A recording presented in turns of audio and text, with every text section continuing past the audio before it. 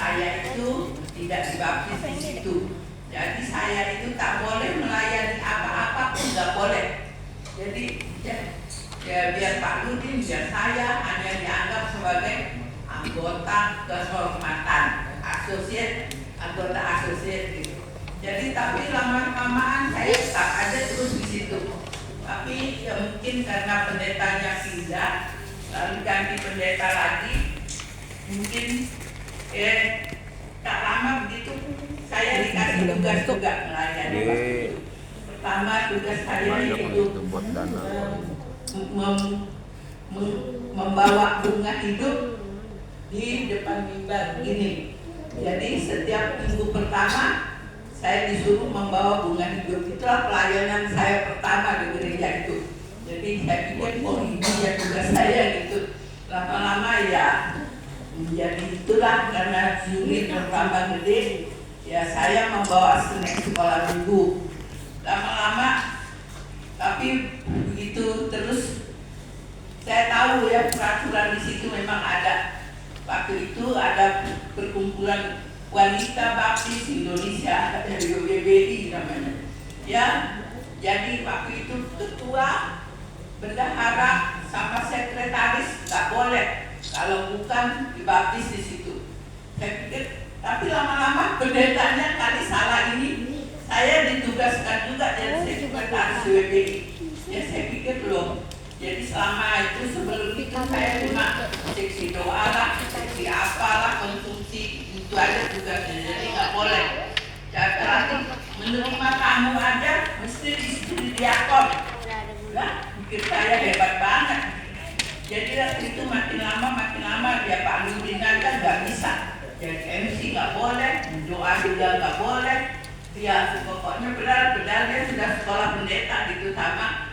Cuma saya tak kasih tahu bahwa dia sekolah teologi supaya jangan nggak enak, apalagi dia sekolahnya di Betel kan.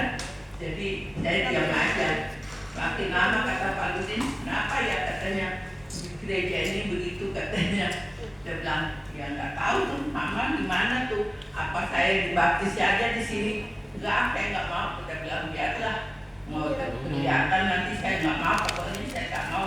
Saya kan udah dibaptis, masa dibaptis lagi di sini gitu kan.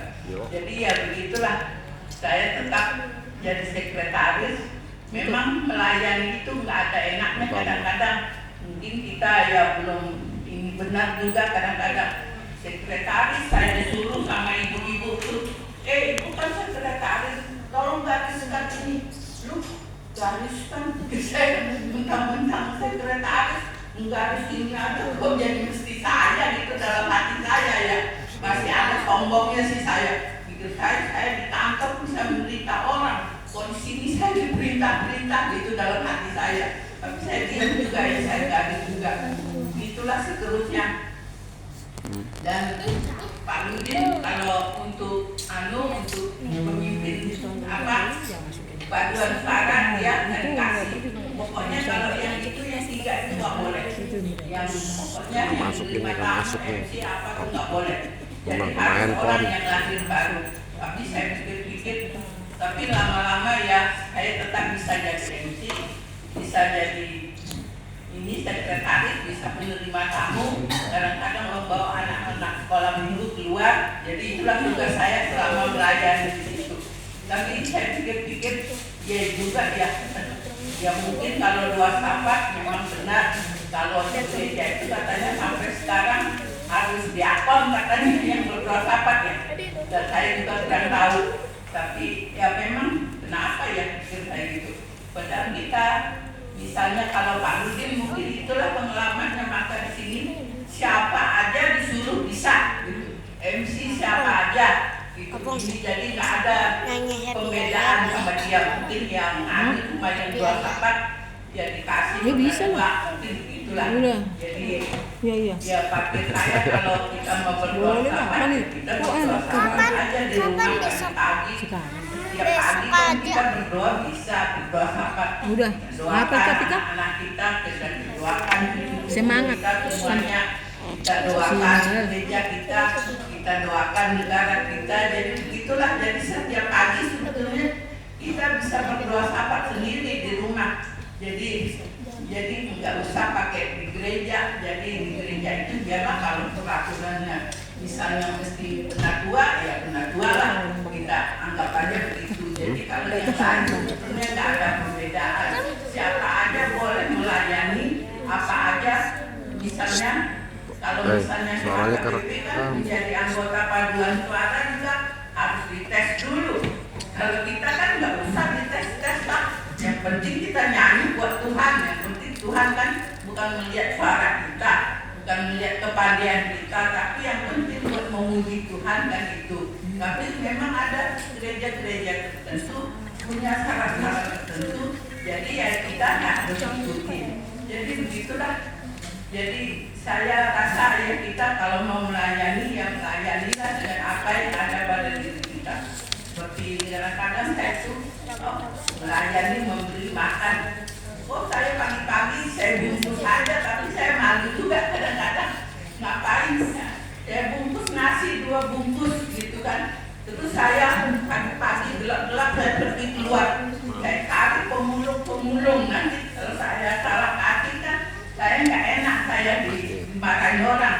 Jadi kalau dia benar-benar butuh, ya pasti dia terima dengan baik. Kan ada juga orang Ikut enggak nih?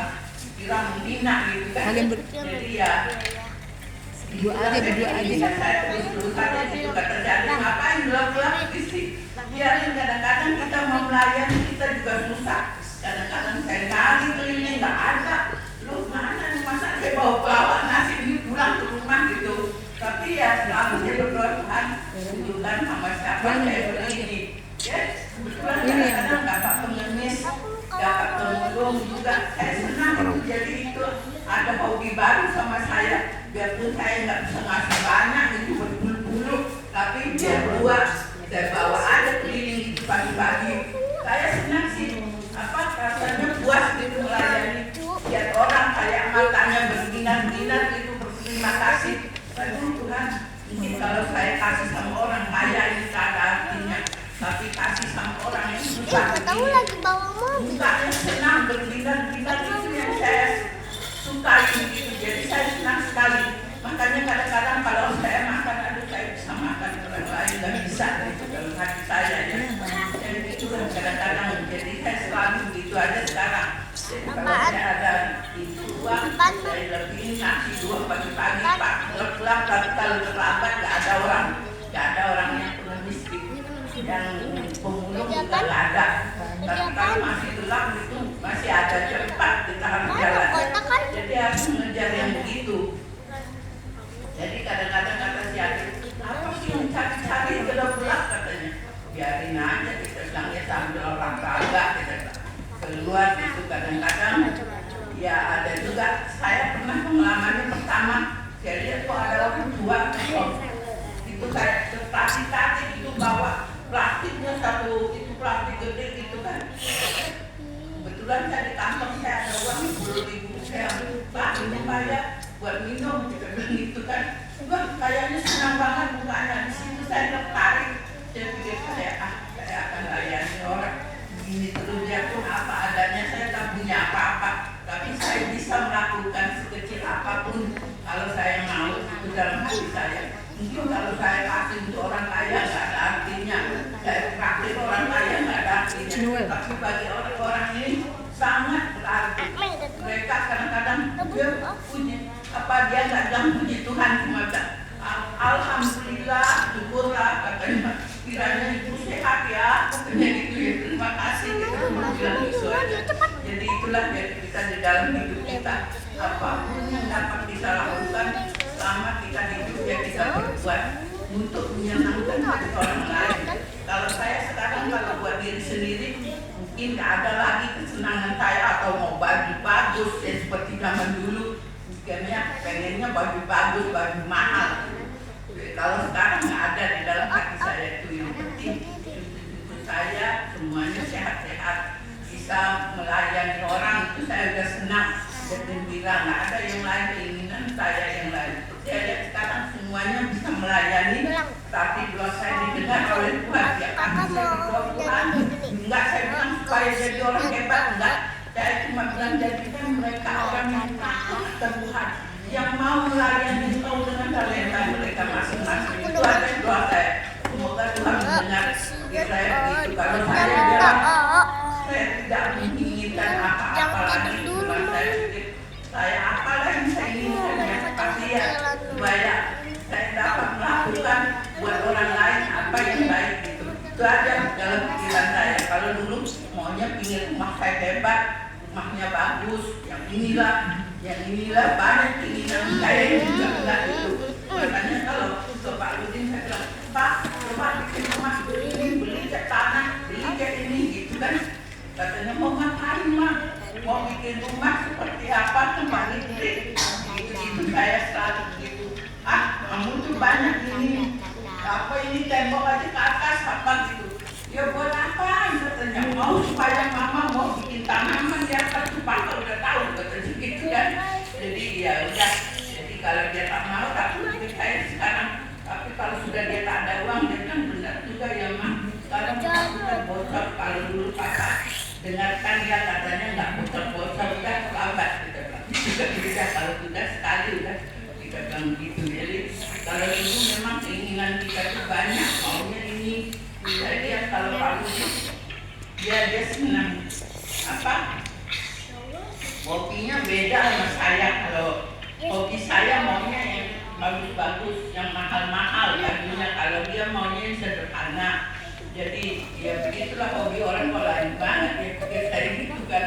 Jadi saya kadang-kadang yang memang kita nggak boleh, makanya kita yang harus berubah makin lama, harus rendah hati juga. Ya selama ini misalnya maunya bajunya bagus, bajunya ini, tapi lama-lama ya enggak ada sama sekali. Kalau saya sekarang makanya kalau saya kan udah tahu dibawa ke mall, Mak ini baju ini mana ini enggak, kita bilang enggak ada. Dia nggak suka, kita bilang banyak baju saya. Dari malam kadang kasih pakai, yang dikasih aja kadang kalau ulang tahun saya masih belum pakai dan kapan nanti saya mau makainya saya nggak tergoda yang itu saya bilang gitu kan. Yang misalnya kalau beli tas harus merek, enggak lah, sekarang apa aja yang ada, yang penting bisa dibawa, kita bilang gitu aja. Jadi yang kita memang semakin hari ya semakin berubah. Apapun yang dapat kita lakukan selama kita masih hidup, masih diberkati Tuhan, masih dipelihara Tuhan, biarlah kita melakukan yang terbaik buat Tuhan selama kita masih bisa. Itu aja. Asik. Asik bagus. Terima kasih. Ayo, Unjak. Burung tak keburu ini. Ngomong Ayo deh.